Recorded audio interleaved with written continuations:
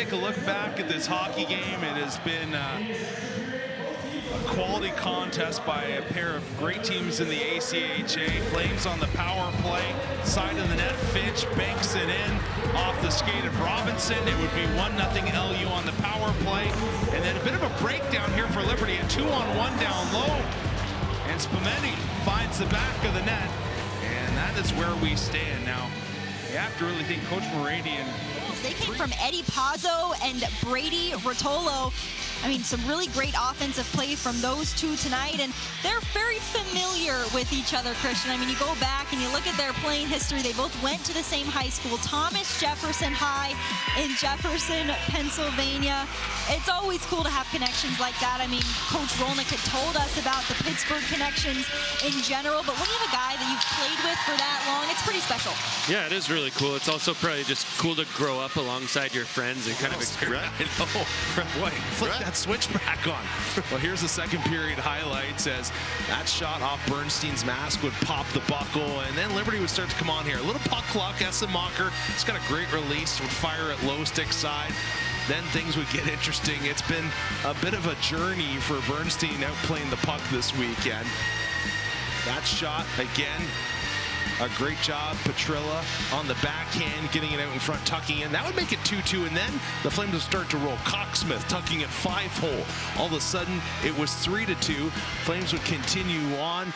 A nice job finding Anderson, who cut in from the sideboards. He would tap it in, but the hockey wasn't done and the scoring wasn't done at that point. Here's another look as Petrilla. This one should have tied it up as it went off the skate.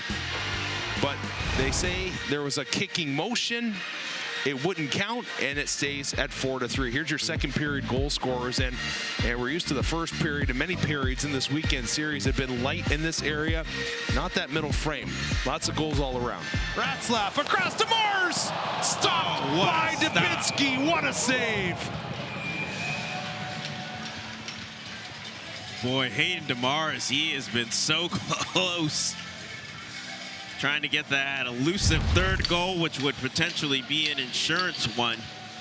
As this is a great job by Ratzlaff. Great tape-to-tape pass. Remember that one. And Dubinsky just able to get enough. Looks like the glove on it.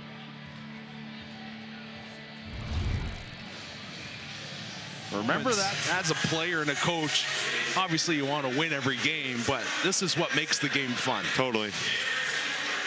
Star Wars night, I mean, what a show the fans are putting on for the fans. Let's take a look at how we got here. This is the go-ahead goal. A pass right into the high slot. Eaton on the 1T would find it. And then with the man, or the goalie pulled that is, one man up. Olsen on the backhander off a rebound. Kind of a look like a broken play of sorts. Gets it in the net, and Liberty would tie it at 6. And again, for the second night in a row, we have overtime. Well, it's a 2-0 hockey game. Credit to a pair of Liberty freshmen, Hayden DeMars and Tucker Shields. And of Liberty's 10 newcomers this season, 9 of them came straight from the meat grinder that is junior hockey. And in catching up with one of those guys this week, Liam Cox-Smith, he told me, you know, there's a side to being fresh out of juniors that's more beneficial than you'd think. Liam said he absolutely hates to lose. And so for him, junior hockey was the epitome of, you know, if you win, you get to stay. But if you don't, you're sitting in the stands or you're traded. It took a little bit for him to adjust to the mindset of college where, you know, things aren't solely about winning hockey games, but with 9 players this season being fresh out of that juniors environment, Liam said they've been able to bring a new energy to this team. It's a freshman class that voices their desire. Has come on as of late, but no doubt this team will be heading to nationals in the month of March. Well, for Noah Frary, Mike Morrison, Tori Boren, Pat Strawn, I'm Rhett McGibbon saying so long from Lynchburg, Virginia. The final score, 5-3 in favor of the Flames. All games airing on the ESPN networks are streaming live and archived on the ESPN app. This has been a presentation of ESPN.